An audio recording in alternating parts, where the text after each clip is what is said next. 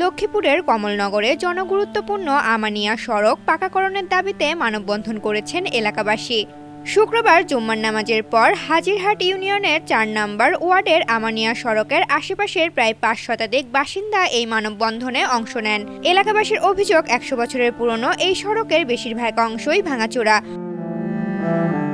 কোথাও রাস্তা ক্ষেতের সাথে মিশে গেছে, আবার কোথাও খালের মধ্যে ধসে পড়েছে। ২ দশকের পুরনো স্থলিং রোডের ইট ভেঙে বড় বড় গর্ত তৈরি হওয়ায় রিকশা, বাইসাইকেল, মোটরসাইকেল সহ কোনো যানবাহন চলাচল করতে পারছে না।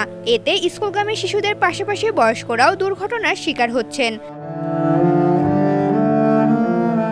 সড়কটি পাকাকরণের জন্য উপজেলা নির্বাহী কর্মকর্তা ও স্থানীয় সরকার প্রকৌশল অধিদপ্তরে বারবার আবেদন করেও কোনো সুফল পাওয়া যায়নি।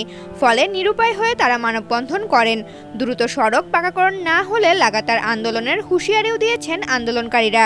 মানববন্ধনে উপস্থিত ছিলেন প্রোগ্রেসিভ লাইফ ইন্স্যুরেন্স কোম্পানি লিমিটেডের এএমডি জামাল হোসেন, লক্ষ্মীপুর জজকোর্টের আইনজীবী ইমরান হোসেন নিখিল, হাজিরহাট বাজার পরিচালনা কমিটির প্রচার ও প্রকাশনা সম্পাদক মাহবুবুর রহমান মঞ্জুর এবং আরমান হোসেন সহ আরও অনেকে।